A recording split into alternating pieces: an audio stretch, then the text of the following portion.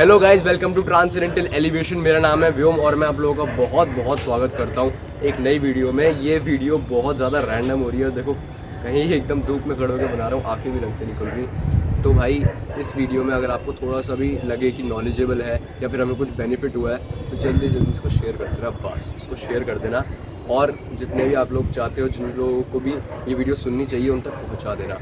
तो आज की वीडियो का टॉपिक क्या है? ओवर थिंकिंग, है ना, सेंस कंट्रोल और माइंड कंट्रोल। हमारे थॉट्स कंट्रोल नहीं होते, हमारी जो थिंकिंग है वो कहीं भी दौड़ती रहती है, हमारा माइंड कहीं भी दौड़ता रहता है, हमारे सेंसेस हमारे कंट्रोल में नहीं होते। तो ये सब क्यों होता है और इसका सोल्यूशन क्या है, और अगर हमने इन चीज़ों को कंट्रोल कर लिया तो वो हमें स्पिरिचुअली और मटीरियली कैसे बेनिफिट कर सकती हैं, इन सब के बारे में आज बात करेंगे। तो चलिए शुरू करते हैं। आत्मा रामानंद रमण, आत्मा रामानंद रमण, अच्युत केशव हरि नारायण, अच्युत। तो पहले हमें जानना होगा इस माइंड का नेचर। इस माइंड का नेचर कैसा है, इस माइंड के नेचर के बारे में जानेंगे, सेंसेस के नेचर के बारे में जानेंगे, हमारे साइकोफिजिकल नेचर के बारे में हम जानेंगे, तभी इसका सोल्यूशन निकाल पाएंगे। क्योंकि मशीन को ठीक करने से पहले मशीन के बारे में जानना पड़ता है, उसकी पढ़ाई करनी पड़ती है, उसके बाद ही हम उसको ठीक कर सकते हैं। तो जो माइंड है, हमें ध्यान समझना होगा। बहुत अच्छे से ईयरफोन्स अपने कान में डाल लो और इस चीज़ को बहुत अच्छे से समझना। ये हमारा माइंड है और हमारा माइंड जो भी डिसीजन लेता है, जो भी उसके मन में ख्याल आता है, जो भी पूर्ति करने है उसके मन में ख्याल आता है, चाहे वो फिर सेंस ग्रेटिफिकेशन हो, अच्छी चीज़ हो, बुरी चीज़ हो, वो जो भी ख्याल आता है, उसके ख्याल को पूरा करने की जिम्मेदारी किसकी होती है? सेंसेस की। क्यों? क्योंकि जो माइंड के नीचे कौन काम करता है? सेंसेस। मन के नीचे इंद्रियां काम करती हैं। मन जो भी ऑर्डर देगा, इंद्रियां उस कार्य को पूर्ण करेंगी, सेंसेस जो है उस काम को पूरा करेंगे जो भी माइंड कहेगा। तो जो सेंसेस हैं वो क्या रोल प्ले कर रहे हैं? सर्वेंट का रोल प्ले कर रहे हैं। कहाँ पर? माइंड के अंदर। माइंड के अंदर वो सर्वेंट है और माइंड की हर इच्छा की पूर्ति करने की जिम्मेदारी इंद्रियों की है। तो अब जो माइंड है ये डिसीजन कैसे लेता है भला? हमने ये तो जान लिया कि भाई जो माइंड डिसीजन लेगा वो सेंसेस पूरा करेंगे, और 90% लोग इस बात को बहुत अच्छे से जानते हैं। लेकिन जो माइंड है, डिसीजन किस बेस पर लेता है? ये अच्छे डिसीजन, बुरे डिसीजन, ये किस बेस पर पैदा होते हैं?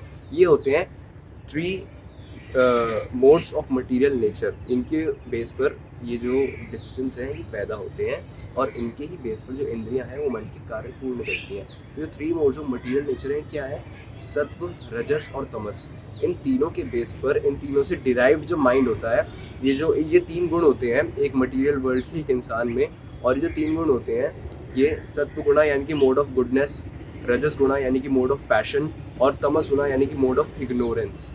तो हो सकता है किसी इंसान में सत्व और रजस ज़्यादा हो और तमस थोड़ा कम हो, किसी में तमस और रजस ज़्यादा हो, जो कि कलयुग में हर किसी में तमस और रजस ही ज़्यादा है, वो ज़्यादा हो, और सत्व कम हो। तो एक जो क्वालिटी होती है इन तीनों में से वो एकदम टॉप पर होती है, दूसरी क्वालिटी थोड़ी इन्फीरियर होती है और तीसरी क्वालिटी बहुत कम मात्रा में होती है।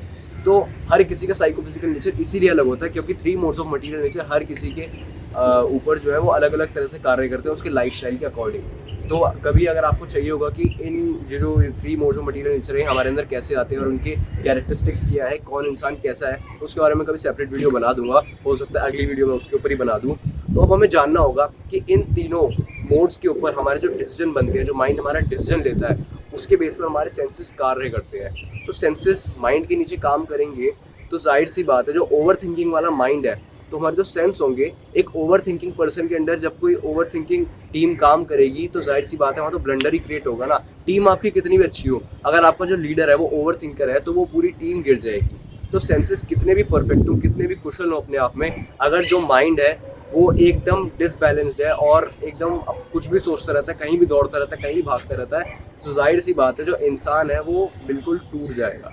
तो अब हमें ये समझना होगा कि इसको हम सही दिशा में कैसे लेके आए, अपनी ओवर थिंकिंग को ख़त्म कैसे करें। क्यों? क्योंकि आज के टाइम में टीनेजर्स की सबसे बड़ी प्रॉब्लम जो है वो सिर्फ ओवर थिंकिंग है। ओवर थिंकिंग से ही इंसान अपना जो है नाश मार लेता है। तो इसको ख़त्म कैसे करें? अब बात करते हैं इसके बारे में। भगवद गीता क्या कहती है? अर्जुन द्वापर युग के प्राणी है। अर्जुन द्वापर युग के प्राणी है।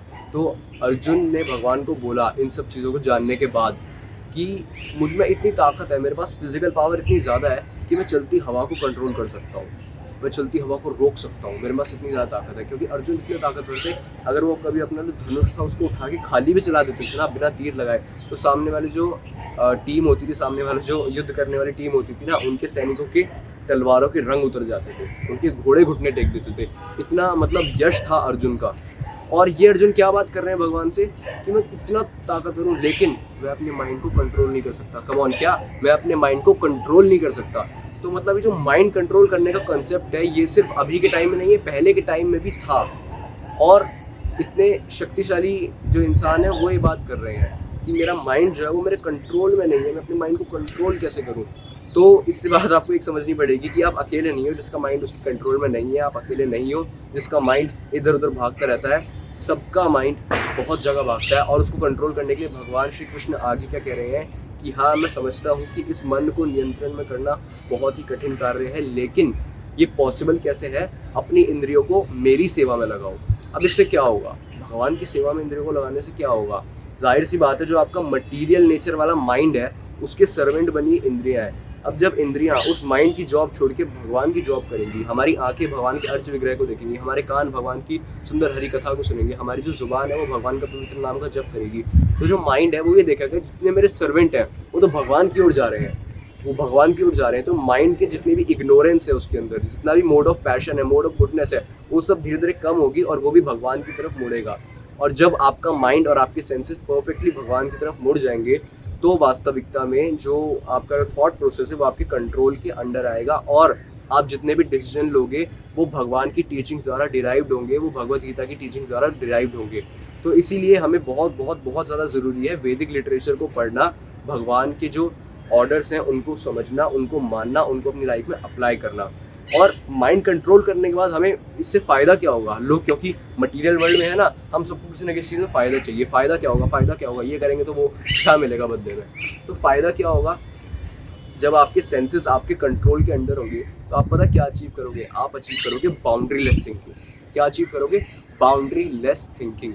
मतलब बाउंड्री लेस थिंकिंग का मतलब होता है आप ये नहीं सोचोगे कि मुझे इतने कम टाइम में ये काम करना है, या उतने से टाइम में मैं ये कर पाऊंगा, या ये तो मैं कर ही नहीं पाऊंगा, वो तो मैं कर ही नहीं पाऊंगा।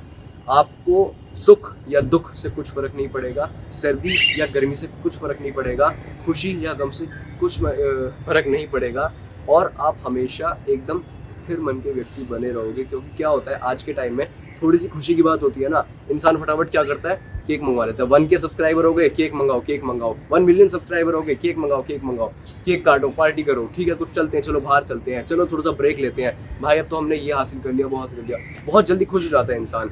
और थोड़ा सा दुख आए लाइफ में, थोड़ा सा भी दुख आए, अगर किसी की सैलरी कम हो गई या किसी की जॉब चली गई या कुछ भी XYZ केस हो गया, तो बहुत जल्दी दुखी हो जाता है, बहुत जल्दी टूट जाता है। तो ऐसा क्यों होता है? क्योंकि जो उसका माइंड है वो बहुत ही ओवर थिंकिंग में है, उसके जो सेंसेस उसके कंट्रोल में नहीं है।